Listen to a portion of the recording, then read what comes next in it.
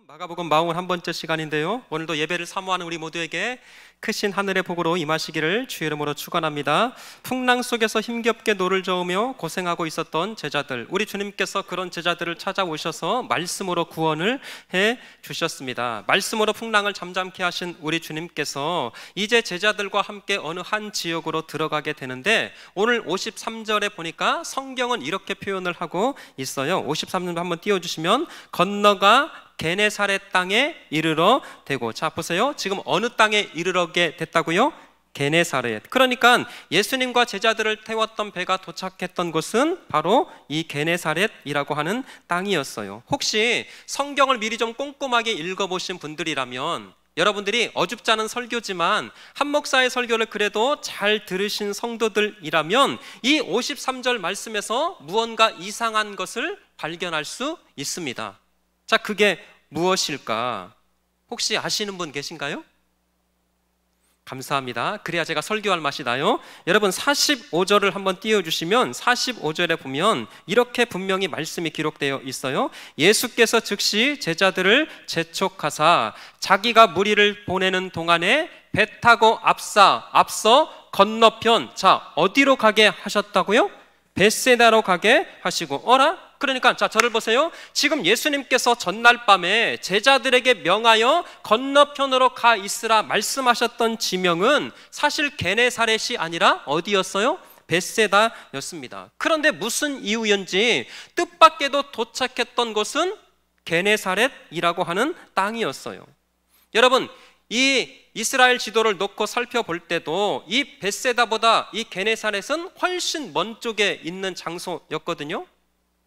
그러니까 지금 이 벳세다에 했어야 될 이 배가 무슨 사연, 어떤 이유인지 이 벳세다가 아니라 지금 게네사렛이라고 하는 땅에 도착하게 된 것입니다.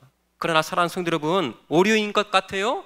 잘못된 것 같습니다. 그러나 이 항로 속에 하나님의 은혜, 예수 그리스도의 놀라운 섭리와 뜻이 담겨져 있더라는 거예요. 사랑하는 성도 여러분, 예수님께서 보내신 길, 예수님께서 우리를 가라 명하신 길에는 절대 오류나 그 어떤 실수가 없다는 것을 믿으시기를 축원합니다. 왜냐하면 우리를 부르신 분이 하나님이십니다. 지금 우리를 세상으로 보내신 분도 하나님이셔요. 하나님께서 우리를 이곳에 우리 구의중앙교회로 보내신 분도 창조주 하나님이신 것을 우리는 믿습니다. 그러기에 하나님께서 보내시는 길, 하나님께서 함께 하시는 인생임을 고백할진데, 여러분, 실수함이 없으시는 그 하나님을 우리 끝까지 믿음으로 소망하시기를 예수님의 이름으로 축복합니다. 여러분, 이 유명한 유대 역사가 중에 요세푸스라고 하는 사람이 있어요. 이 이름을 참 기억하시면 좋을 것 같아요. 누구라고요? 요세푸스. 이 기독교 역사와 또 성경을 고증하는데 너무나 유명하고 또 중요한 사람인데, 이 사람이 AD 37년에 태어난 사람이에요. 그러니까 예수님께서 돌아가시고 얼마 있다가 태어난 사람. 이 성경시대에 활동했던 사람인데 유대 역사에 관한 책을 참 많이 기록한 사람입니다. 그런데 이 사람이 썼던 책 가운데서 오늘 본문에 등장하는 이 게네사렛이라고 하는 땅을 두 가지로 이렇게 설명을 하고 있어요. 자, 잘 들어보세요. 첫 번째, 이 게네사렛은 나지 않는 열매가 없는 땅이다. 이해되셨어요? 그러니까 무슨 나무, 무슨 열매를 심어도 생산되고 거둘 만큼 비옥하고 좋은 땅이 게네사렛 땅이었어요. 여러분 잘 아실 거예요. 이 이스라엘 팔레스타인 땅은 그야말로 척박하기가 이루 말할 수 없습니다. 저 제주도를 삼다도라고 그러잖아요. 여성과 바람과 돌이 많아서 삼다도. 여러분, 어떤 사람이 이렇게 표현해요. 이스라엘 땅도 마찬가지라는 거예요. 이 이스라엘도 세 가지가 많은데 돌이 많고 바람이 많고 먼지가 많은 곳. 그러니까 팔레스타인 지역 어느 지역을 가도 시원하게 비옥하고 무언가를 심어서 열매를 거둘 수 있는 그럴 만한 땅이 한 군데도 없는데, 그런데 보세요. 이 게네사렛이라고 하는 땅은 얼마나 땅이 비옥하고 좋았던지 나지 않는 열매가 없는 그런 곳이다. 그리고 또 하나는 이렇게 설명을 했습니다. 그 당시 유대 랍비들이 이상한 법을 하나 만들었어요. 그 법이 뭐냐면 들어보세요. 이 게네사렛 땅에서 생산되는 열매는 절대 유대 지역으로 들어올 수 없다. 이해되셨어요? 다시요. 그 당시 이 랍비들이 이상한 법 하나를 만들어 놨는데 이 게네사렛, 이 동네에서 생산되는 그 어떤 열매도 이스라엘 땅으로, 이 유대 땅으로 절대 들어올 수 없다. 여러분, 왜 이런 법을 만드는지 아세요? 뜻밖에도 이곳에서 생산되는 열매가 너무나 맛있어서 한번 그 열매의 맛을 맛보면 잊어버릴 수가 없었대요. 그래서 행여 유대인들이 이 게네사렛에서 생산되는 열매를 먹기 위해서 저 이방 땅을 방문하고 그들의 신앙의 정체성을 버려버리고 하나님을 향한 그 어떤 신앙과 믿음을 버리고 이방 땅으로 행여 넘어갈까 봐서 그 당시 유대인 랍비들이 절대 이곳에서 생산되는 열매는 수입할 수가 없다. 여러분, 그만큼 비옥하고 좋은 땅이 바로 이 게네사렛 지역이었다라는 거예요. 그렇다면 사랑하는 성도 여러분, 간단합니다. 땅이 비옥하고 농사가 너무나 잘 되었어요. 무슨 나무, 무슨 열매를 심든지 그냥 쑥쑥 자랍니다. 우리 그 로컬푸드에 열매를 내놓으면 내놓기가 무섭게 사람들이 줄을 서서 막 2개, 3개씩 막 집어가는 거예요. 그렇다면 여러분, 당연히 이 게네사렛 지역에 사는 사람들은 경제적으로 풍요롭고 부자였을까요? 아니었을까요? 그렇죠, 부자였을 거예요. 경제적으로 풍요롭고 부족함이 없습니다. 그런데 지금 그런 곳에 예수님과 제자들이 도착을 하게 되는데, 그런데 잘 보세요. 뜻밖에도 이곳에서 만나는 사람들의 모습을 성경이 이렇게 표현하고 있습니다. 자, 54절, 55절 한번 볼게요. 54절, 배에서 내리니 사람들이 곧 예수신 줄을 알고. 55절, 자 시작. 그 온 지방으로 달려 돌아다니며 예수께서 어디 계시다는 말을 듣는 대로 병자를 침상째로 메고 나오니. 아멘. 여러분, 다시 말씀드립니다. 너무나 잘 살고 부자로 살아가고 있는 동네가 게네사렛 동네였어요. 그래서 부족함도 없이 근심도 없이 살아가는 곳으로 보였습니다. 그런데 뜻밖에도 여러분, 성경의 그림을 잘 보세요. 그곳에도 온갖 질병에 시달리고 붙잡혀서 고통하는 사람들로 가득하고 있었다라는 거예요. 무슨 뜻일까? 사람은 가난하든지 부자든지 인간이 갖고 있는 본질적인 생의 고통은 누구나가 다 똑같더라. 여러분, 부자라고 안 죽습니까? 부자라고 무언가 특별한 것을 먹나요? 그렇지 않아요. 세상 사람들이 살아가는 모든 방식, 세상 사람들은 모든 사람들의 똑같은 고민, 똑같은 아픔을 가지고 살아가기 마련이더라는 거예요. 그래서 사랑하는 성도 여러분, 오늘 성경이 지금 문자로는 드러내놓고 있지 않지만 우리 인생들에게 너무나 중요한 본질적인 질문을, 그 메시지를 전달하고 있는데, 부자냐, 가난하냐, 잘 사냐, 못 사냐, 그 사람이 돈이 있느냐, 돈이 없느냐, 이런 것 상관없이 첫 번째, 모든 인간들에게 찾아오는 본질적인 문제는 누구나 다 똑같고 피할 수가 없다. 이게 첫 번째라면, 두 번째 더 중요한 것이 있어요. 결국 그러기에 우리 모든 인생의 문제와 해답은 예수 그리스도이시다. 지금 이것을 보여주고 있었던 거예요. 자, 그런 차원에서 다시 한번 성경 54절을 한번 띄워주시면 이렇게 기록하고 있네요.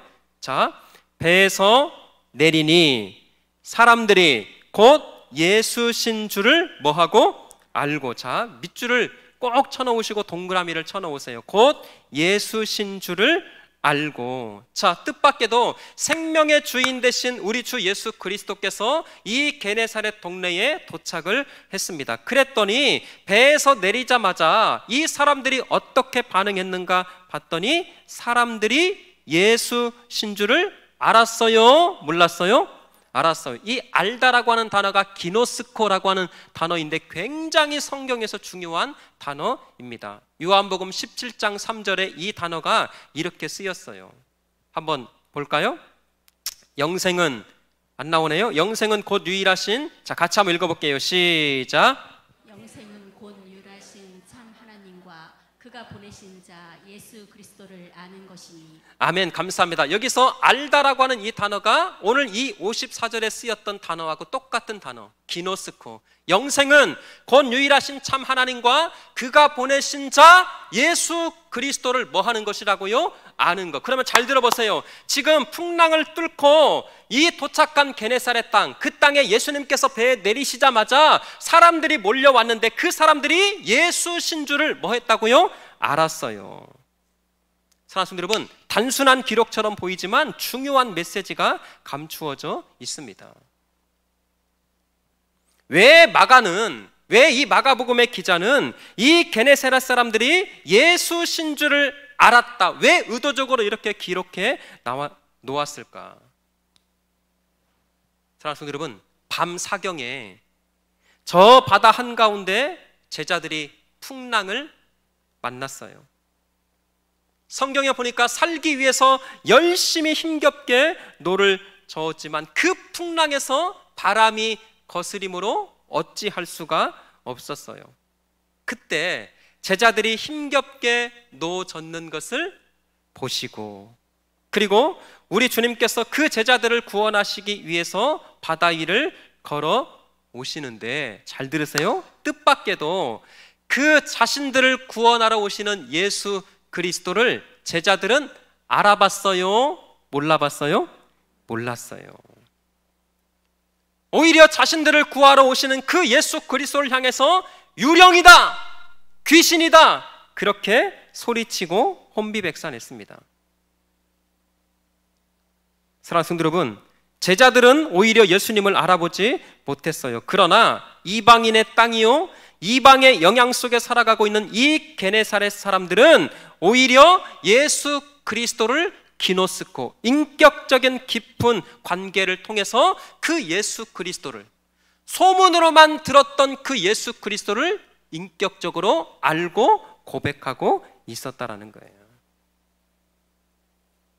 그러면 왜 마가복음의 기자는 이 날카로운 두 장면을 대조시키고 있을까? 이 대조를 통해서 우리 구의중앙교회 성도들에게 어떤 깊은 메시지를 지금 전달하고 싶은 것일까? 여러분, 스승과 제자라는 그것이, 스승과 제자라는 이 가깝다라고 하는 그것이 오히려 예수 그리스도를 알아보지 못하고 예수 그리스도를 더 인격적으로 만나고 믿지 못하는 걸림돌이 될 수도 있더라는 거예요.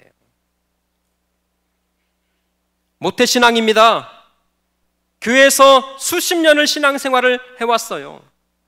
때로는 목사고 장로고 그렇게 중직자로 살아가고 있지만 어쩌면 잘 알고 있는 그것이, 오래 했다라고 하는 그것이, 봉사를 누구보다도 많이 했다라고 하는 그것이 하나님의 아들 예수 그리스도를 구원자로, 예수 그리스도를 더 인격적으로 만나지 못하는 장애가 될 수도 있더라.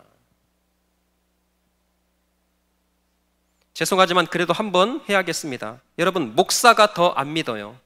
장로가 더 안 믿습니다.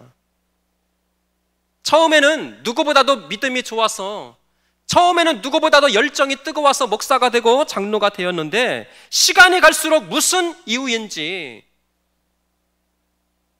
생명 되신 그 예수 그리스도, 내 인생의 주인이 참된 예수 그리스도임을 정말 모든 삶의 현장에서 그렇게 믿음으로 붙들고 싸우고 나아가야 할진데 왜 목사라서 더 못 믿는지, 왜 장로라서 더 못 믿는지. 여러분, 이거 제 말이 아니에요. 우리 교회 날마다 실로암 신문이 배달이 됩니다. 그 실로암 신문에 실려있던 칼럼이에요. 제가 언젠가도 말씀드렸죠? 그 칼럼의 타이틀 제목이 너무나 부끄러웠습니다. 큰 제목이 이거예요. 목사라서 더 못 믿어요.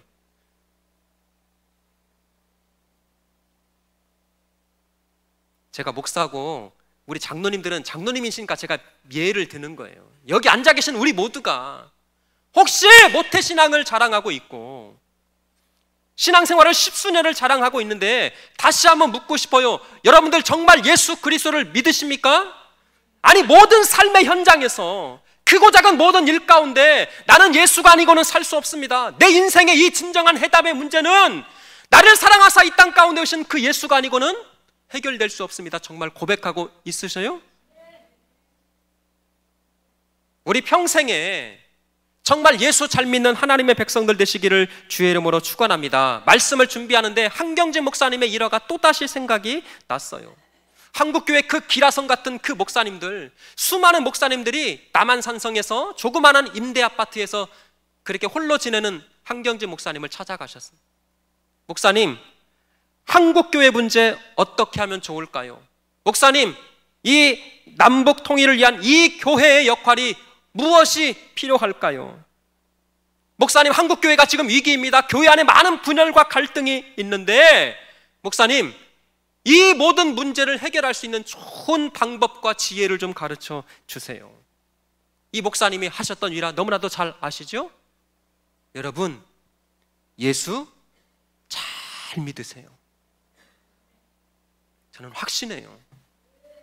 지금 여러분들이 갖고 있는 그 어떤 개인적인 문제, 그게 물질의 문제든 건강의 문제든 어떤 사업의 문제든 다른 어떤 문제든 그 모든 문제의 근본적인 해결은 우리 주 예수 그리스도이심을 믿습니다. 그러기에 사랑하는 성도 여러분, 다른 것이 없어요. 우리 교회의 문제, 우리 이 나라의 문제, 복지가 잘 돼야 되고 정치인이 바뀌어야 되고 대통령이 왜 그 모양이고, 여러분 다 내려놓고 여기 앉아 계신 우리 구의중앙교회 성도들이여, 우리 모두 예수 잘 믿읍시다. 그러면 해결되는 거예요.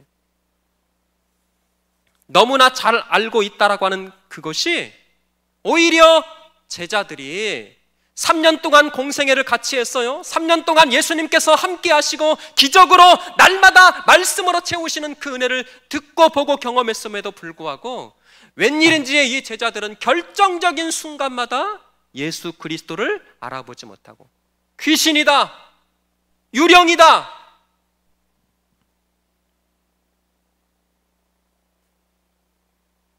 사랑하는 성도 여러분, 신앙생활은 기쁨입니다. 우리 연수를 자랑하지 말고 그리스도 예수를 향한 이 목마름과 기쁨을 가지고 날마다 그 하나님이 주시는, 하나님이 함께 하시는 은혜 속에서 날마다 찬송하며 기뻐하는 거룩한 삶이 되시기를 다시금 주의 이름으로 축복합니다. 여러분 혹시 김종환 씨라고 아시는지 모르겠어요. 김종환 집사님이시거든요. 지금은 장로님이 되셨는지 모르겠어요. 이 사람이 불렀던 노래가 있는데 제가 좀 강단에서 불러도 괜찮을까요? 허락이요. 이른 아침에 잠에서 깨어 너를 바라볼 수 있다면, 그 다음 뭐예요? 물 안개 피는 어쩌고 저쩌고.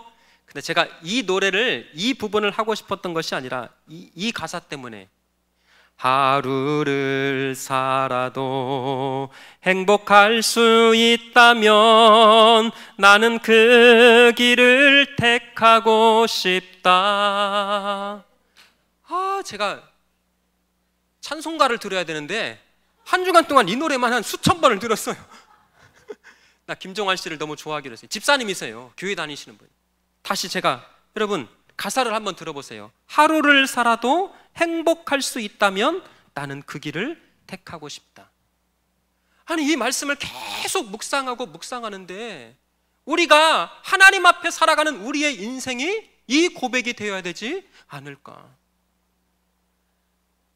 여러분 죄송하지만 내가 내일 당장 죽는 인생이라 할지라도 오늘 나와 함께 하시는 하나님의 그 사랑 때문에, 나를 사랑하사 이 땅 가운데 오셔서 십자가의 그 능력으로 나를 구원하신 그 은혜를 마음에 새기고 있다면, 하나님 나는 오늘 하루가 너무 행복합니다. 나는 오늘 하루가 너무나 감사합니다. 하루를 살아도 행복할 수 있다면. 근데 이 말씀을 묵상을, 아니 이 노래를 제가 가만히 듣고 있는데 성경 말씀 하나가 불현듯 딱 생각이 나더라고요. 그게 시편 84편 10절의 말씀이었어요. 자, 한번 여러분들 읽어보실까요? 감동으로 시작. 주의 궁정에서의 한날이 다른 곳에서의 첫날보다 나은즉 악인의 장막에서 사는 것보다 내 하나님의 성전 문지기로 있는 것이 좋사오니. 아멘. 주의 궁정에서의 한날이 다른 곳에서의 첫날보다 나은즉.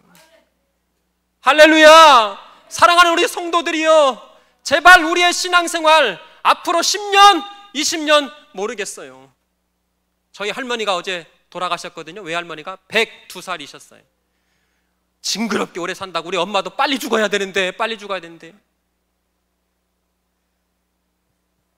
사랑하는 성도 여러분, 신앙의 연수를 자랑하지 말고 앞으로 남겨진 인생이 얼마인가를 우리가 확신하지 말고 오늘 하루 그리스도 예수와 함께하는 그 인생을 통하여 더 감사하고 더 기뻐하는 복된 인생 되시기를 주의 이름으로 축원합니다. 자, 그런데요, 오늘 거의 다 끝났어요. 55절 56절에 보면 이렇게 말씀을 하고 있습니다. 참 특이합니다. 55절에 보시면 그 온 지방으로 달려 돌아다니며 예수께서 어디 계시다라고 하는 말을 듣는 대로 병든 자를 침상채로 메고 나오니. 자, 56절이에요. 같이 한번 읽어주세요. 시작. 아무데나 예수께서 들어가시는 지방이나 도시나 마을에서 병자를 시장에 두고 예수께 그의 옷가에라도 손을 대게 하시기를 간구하니 손을 대는 자는 다 성함을 얻느니라. 아멘. 자, 예수님께서 게네사렛 이 많은 사람들을 고치셨습니다. 그런데 이 55절 56절을 눈여겨 가만히 잘 보시면 특이한 것이 있습니다. 그것이 뭐냐면 예수님께서 어떤 행동을 하셨다라고 하는 기록이 지금 있던가요? 없던가요? 여러분, 뜻밖에도 전혀 없습니다. 그러니까 예를 들면 예수님께서 가는 곳마다 말씀을 가르치셨다, 예수님께서 가는 곳마다 귀신을 쫓아내고 예수님께서 가는 자마다 손을 대었더니 나사렛 예수 이름 명하여 떠나가라, 그런 행동이 전혀 기록되어 있지 않아요. 55절 56절에 보면 예수님은 그냥 걸어가기만 하셨고 바삐 움직이는 것은 게네사렛 사람들이었어요. 그런데 맨 마지막에는 모두 다 성함을 받았더라. 사랑하는 여러분, 중요한 메시지가 있습니다. 지금 이 게네사렛 사람들이 예수님을 어떻게 이해하고 있었는가? 어쩌면 초보적인 믿음, 예수님을 참된 구원자요, 메시아로, 아니 하나님의 아들로 완벽하게 이해되지 않는 그런 믿음이었을지 몰라요. 여러분, 교회는 믿음 좋은 사람만 하나님의 기적과 치유와 역사를 경험하는 것은 절대 아닙니다. 우리 하나님은 얼마나 사랑이 많으신지, 얼마나 긍휼과 은혜가 풍성하신지, 믿음이 연약한 자라 할지라도 때론 그 믿음이 가장 기본적인 초보의 믿음에 불과하고 어쩌면 그 믿음 자체가 세속적인 그 어떤 모양새를 담고 있다 할지라도, 잘 들으세요. 주여 살려 주시옵소서. 저를 한번 따라서 합니다. 주여 살려 주시옵소서. 시작. 한 번 더 시작. 주여 살려 주시옵소서. 그래요, 여러분들. 구약과 신약을 다 꿰뚫어서 하나님은 이러신 분이고 예수 그리스도는 이런 분이시고 그런 거 몰라도 괜찮아요. 때로는 가장 본질적인 초보적인 믿음이다 할지라도 그 믿음의 본질 가운데 주여 살려 주시옵소서. 우리 이 영적인 문제, 이 육적인 문제의 진정한 해답은 예수님밖에 없습니다. 주여 살려 주시옵소서. 그 고백을 하나님께서 받으시고 고치시고 치유하여 주실 줄 믿습니다. 여러분, 목사님 담배 끊으면 교회 나갈게요. 목사님 술 끊으면 그때 나갈게요. 아니요, 괜찮아요. 그래도 나오세요. 지금 나오셔야 돼요. 비록 겨자씨만한 믿음이라 할지라도 하나님은 그것을 통해서 일하시기 때문에. 그래서 55절 56절을 가만히 다시 한번 보시면 예수님이 어떻게 하셨다라고 하는 메시지는 한 가지도 없고 사람들이 바쁘게 움직이는 행동만 기록하고 있어요. 근데 중요한 것은 그 사람들이 그리스도 예수 앞에 나왔을 때 모두 다 고침받고 해결받게 된 줄 믿습니다. 사랑하는 성도 여러분, 제발 예수께 나갑시다. 우리 예수님께 한 걸음 더 가까이 나가자고요. 십자가로 한 걸음, 어제보다 오늘, 오늘보다 내일 더 그 십자가, 그 예수 그리스도 앞에 가까이 갈 때 하나님께서는 그것을 통해서 일하실 줄 믿습니다. 그래서 56절 맨 마지막에 이런 단어가 있어요. 그의 옷가일에도 손을 대게 하시기를 간구하니, 그 다음이요, 손을 대는 자는, 따라서 합니다. 손을 대는 자는, 그렇습니다. 손을 대는 자는 다 성함을 받으니라. 여러분, 이런 표현이 참 불경스럽지만 믿져야 본전 아닌가요? 제발 좀 손을 좀 내밀자고요. 손을 좀 내밀어서. 오늘 54절부터 56절까지 이 게네사렛 사람들의 행동을 크게 4가지 동사로 정리할 수 있습니다. 첫 번째, 예수님을 알아보고, 두 번째, 예수님께 나아오고, 55절이에요. 그 다음에 예수님께 간구하고 손을 대었어요. 그랬더니 맨 마지막, 다 성함을 받으니라. 저는 우리 구의중앙교회 성도들이 다른 것 바라지 않습니다. 정말 예수 잘 믿는 사람, 120년의 역사 가운데, 아니 앞으로 우리 구의중앙교회가 100년의 역사를 더 지속할지 몰라요. 그 200년의 역사 가운데 정말 신실한 믿음의 사람, 예수 잘 믿는 장로요, 예수 잘 믿는 권사요. 제가 어저께 그런 기도를 했습니다. 이제는 조은하시르나 한규진 목사는 구의중앙교회 4대 목사라고 하는 그 이름이 올라가 있을 터인데, 과연 구의중앙교회 역사 가운데 한규진 목사는 어떤 사람으로 기억될까? 선교 많이 한 목사, 좋은 일 많이 한 목사? 아니요, 예수 잘 믿는 목사. 우리 사랑하는 성도들, 우리 주님 앞에 서는 그날까지 다른 거 다 내려놓고 우리의 묘비가 딱 세워지는 그날에 예수 잘 믿는 목사, 예수 잘 믿는 장로, 예수 잘 믿는 그런 권사로서 하나님 앞에 끝까지 믿음으로 살아가시기를 주의 이름으로 축원합니다. 여러분, 마지막으로 하나만 더 말씀드릴게요. 풍랑 때문에 제자들이 탄 배가 벳세다가 아니라 엉뚱한 게네사렛 땅에 도착을 했어요. 여러분, 벳세다에서 게네사렛으로, 오늘 설교 제목이에요. 벳세다에서 게네사렛으로 목적지가 바뀌는 일이 인생을 살다 보면 많이 있든가요, 없든가요? 저는요, 어제도 있었어요. 제가 분명히 이렇게 계획을 했는데 그렇게 안 됐어요. 이상합니다. 분명히 예수님께서 명하시는 길이었어요. 심지어 내가 응답받고 그것이 하나님의 뜻이라고는 확신과 믿음을 가지고 내가 벳세다로 가야지, 웬걸 도착하니까 벳세다가 아니라 게네사렛 땅이었어요. 그런데 다시금요, 끝났습니다. 그 게네사렛 땅이라 할지라도 그곳에서 예수님을 알아보고 예수님께 나아오고 예수님께 간구한다면 하나님의 놀라운 기적이 우리 성도들의 삶 가운데 임하게 될 줄 믿습니다. 우리 같이 이 찬양을 함께 고백하면서, 하나님, 내 인생이 그렇게 주님과 함께하는 인생, 주님이 주시는 참된 평안과 기쁨으로 가득 채워지는 인생 되기를